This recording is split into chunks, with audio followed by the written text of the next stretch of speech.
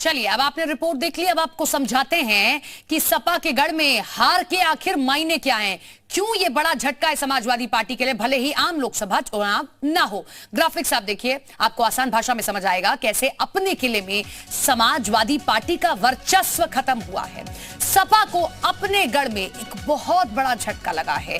आजम और अखिलेश की पकड़ पर इस झटके बाद सवाल खड़े होने लगे हैं। आजम अखिलेश में दूरी का बीजेपी ने इस चुनाव में बखूबी फायदा उठाया।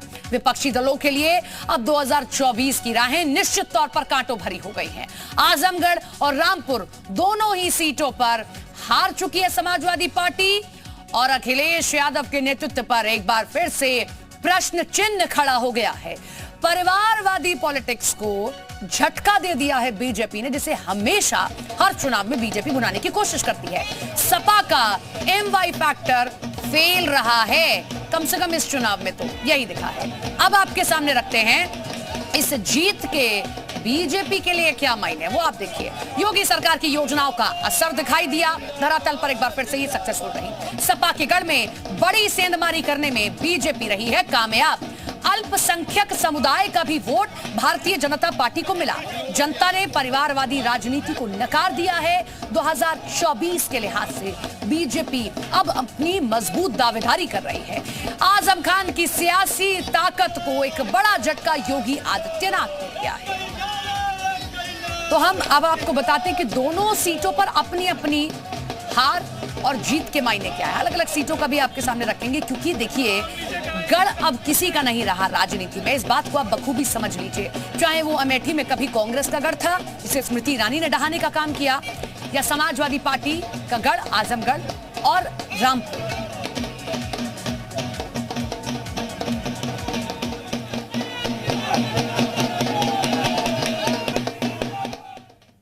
हमारे साथ हमारे सहयोगी शुभम पांडे लखनऊ से लाइव जुड़ रहे हैं, उनको कर लेते हैं। शुभम, अब जरूरत है समाजवादी पार्टी को मंथन करने की कि विधानसभा चुनाव में भी इतनी ऐसी हार मिली और आजमगढ़ और रामपुर भी आपके हाथ से खिसक गया। ना कन्नौज रहा, ना बदायूं रहा, ना आजमगढ़ और रामपुर। अब आपका कोई गढ़ नहीं, आपको मेहनत करने की जरूरत है। जी बिल्कुल, देखिए कि समाजवादी पार्टी के लिए ये हार साफ तौर पर ये निर्देश और आदेश आप समझ सकते हैं कि अगर अभी हालात नहीं बेहतर हुए, अगर अभी अपनी कार्यशैली में परिवर्तन नहीं किया, तो निश्चित तौर पर आगे आने वाले दिनों में स्थितियां और खराब होंगी। ये बात उनके सहयोगी दल ओम प्रकाश राजभर की तरफ से भी कहा गया। 2014, 2017, 2019, 2022 ये बीता हुआ रिकॉर्ड है उत्तर प्रदेश में समाजवादी पार्टी का, जिसमें लगातार एक के बाद एक समाजवादी पार्टी मुंह की खाती रही और किसी भी चुनाव में बेहतर परिणाम नहीं ला पाई। समाजवादी पार्टी के सहयोगी दल भी अब अखिलेश यादव पर सवाल उठा रहे हैं। ऐसे में इस उपचुनाव से साफ तौर पर यह भी एक सख्त संदेश गया कि जहां जहां समाजवादी पार्टी का किला रहा, जहां गढ़ रहा, वहां पर भी अब भारतीय जनता पार्टी काबिज हो गई। राजनीति में मायने रखता है कि आप अपने सहयोगी को भी बखूबी लेकर चलिए, लेकिन अखिलेश यादव कैसे राहुल गांधी के साथ जब गठबंधन करते हैं वो भी फेल, बहन जी के साथ गठबंधन करते हैं वो भी फेल, और अब जब ओम प्रकाश राजभर के साथ आए तो आज राजभर भी सवाल खड़े कर रहे हैं कि एसी कमरों से राजनीति नहीं होती साहब, बाहर निकल कर आइए। तो क्या कारण है कि ना तो आप अपने सहयोगियों को ही साध पाते हैं और ना ही आप अपनी पकड़ मजबूत कर पा रहे हैं। बीते कई चुनाव तो कम से कम यही कहते हैं।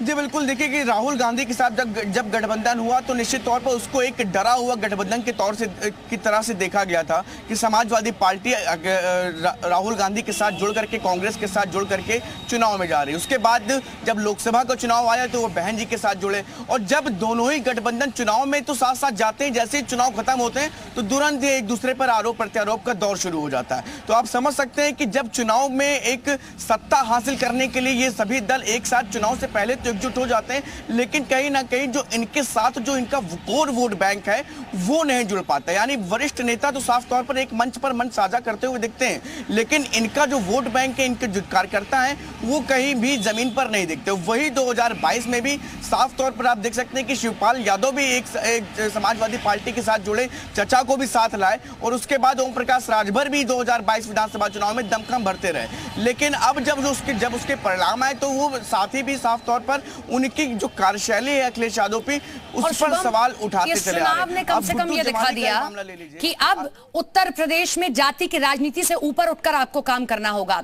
आप चाहे 2019 का चुनाव देख लीजिए, चाहे ये चुनाव देखिए, या फिर 22 का विधानसभा चुनाव। आपके पास मैं लौटूंगी शुभम और चर्चा करेंगे आपसे, और हार के